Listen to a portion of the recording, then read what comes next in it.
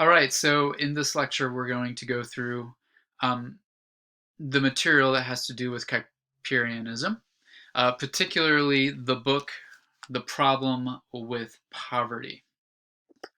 In the last video lecture, we looked at the life of Abraham Kuyper. Now let's look at one of his major addresses that he made, where he talked about the issue of the social question.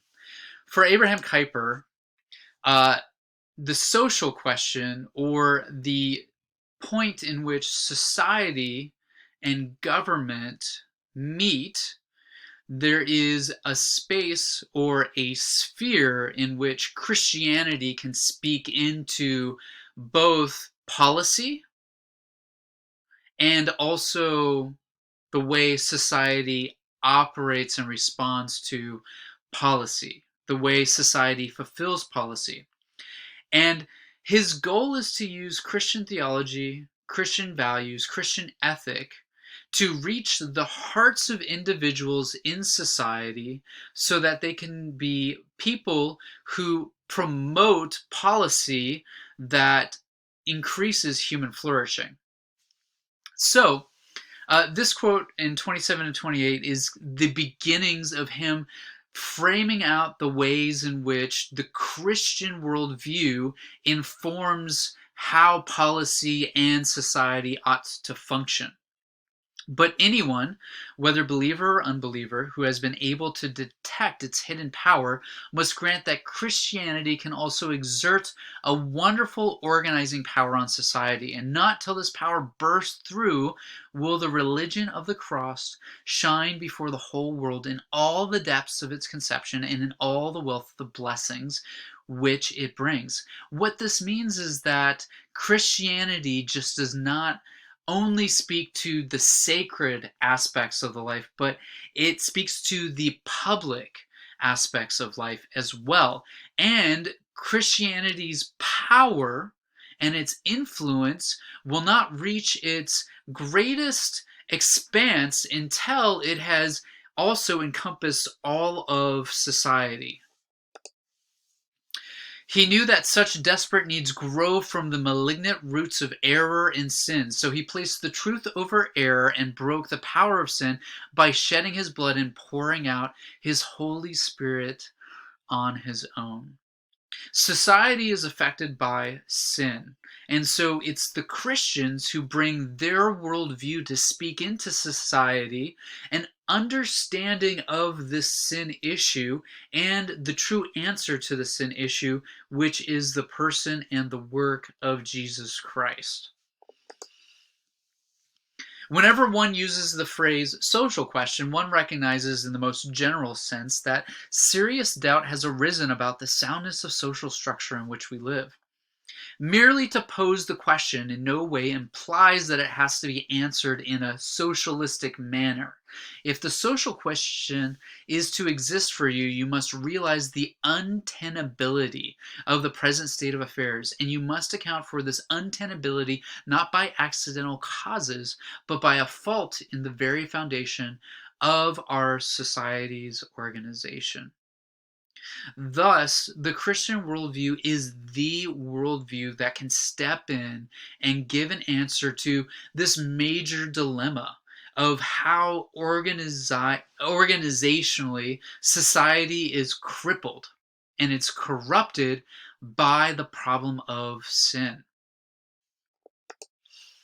If you do not acknowledge this and think that social evil can be exorcised through an increase in piety or through friendlier treatment or more generous charity, then you may believe that we face a religious question or possibly a philanthropic question, but you will not recognize the social question. This question does not exist for you until you exercise an architectonic critique of human society, which leads to the desire for a different arrangement of the social order. In some way, this is a response to Karl Marx socialism.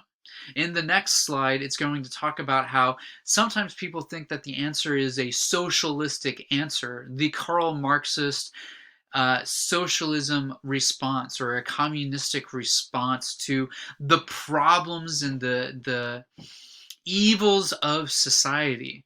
And what Kuyper is saying is the answer is not a socialistic answer. The answer is a distinctly Christian and Reformed and Calvinistic answer to the problems of society that can inform the way in which the state ought to operate. He who, like the Social Democrats, would allow the state to be absorbed by society thereby denies the authority that God has established to maintain his majesty and his justice. Conversely, whoever would allow the state socialists and allow society to be absorbed by the state carries incense for the deification of the state.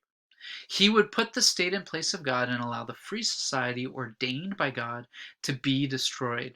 Again, both of these, we as Christians must hold that state and society each has its own sphere, its own sovereignty, and that the social question cannot be resolved rightly unless we respect this duality and thus honor state authority as clearing the way for a free society.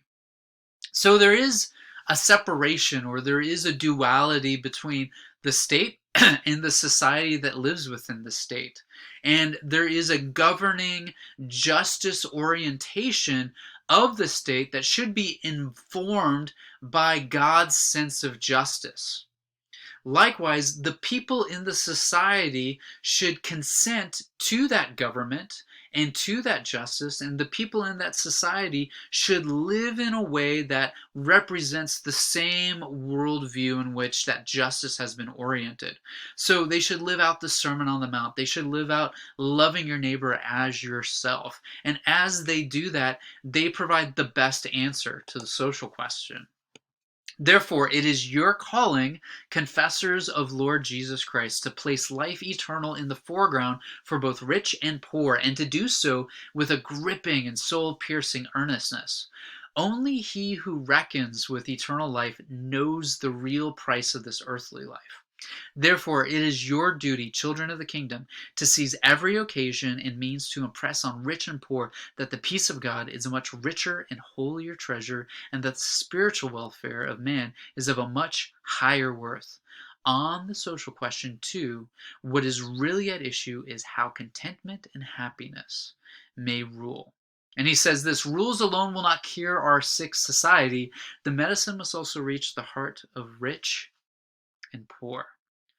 I feel like that's kind of a timely word in light of COVID-19, in light of the global crisis that we're experiencing, a pandemic that is crippling us from a capitalistic and from an economic standpoint, as it also cripples us from a physiological, medical standpoint as well. The only way for us to respond to the dilemma that we're facing today is to also see that we need to care for the most vulnerable persons, the poor. And we need to set aside perhaps our narcissism, our selfishness, our desires for wealth, or pursuit of happiness, so that we can care for the happiness or the contentment or the safety of others. There's a aspect in which liberalism breeds a pursuit of happiness that can be to the detriment of other people's safety. I think a Kuyperian ideological viewpoint would say that safety is part of caring for people's happiness and providing for their contentment. And so having a heart that is contrite and a heart that is lent towards the poor with love and with affection, and having a holier treasure in our lives is the kind of disposition that society needs to have in times like this. There cannot be two different faiths, one for you and one for the poor. The question on which the whole social problem really pivots is whether you recognize in the less fortunate, even in the poorest, not merely a creature, a person in wretched circumstances, but one of your own flesh and blood, for the sake of Christ, your brother. We oftentimes dehumanize the people that we just don't want to care for because it has a cost for us. This again is also timely. We are learning as a society that we have to be willing to pay heavy costs to ensure the safety, the protection of others. And we have to be willing to make sacrifices ourselves for our families, for our productivity, for our efficiency, for our comfort, for the sake of the most vulnerable, for those who are powerless. We as Christians have the ability to use our power for their good. This is Kuyperianism. This is the kind of ideology that was prevalent in the Netherlands in the later 19th century, particularly in the 1890s and the 1900s, the early 1900s, when Kuyper had the greatest amount of influence and was actually the prime minister of the Netherlands. I hope this is helpful for you. If you're writing a reflection paper or if you're writing a research paper on this, I hope these quotes will be of use to you as you think about your thesis question, as you respond to it. I hope this has really kind of niggled you in some sort of way where you're reflecting and thinking about, I don't know, even your response to this global crisis. There's a lot of people that have different views about how to handle this particular situation.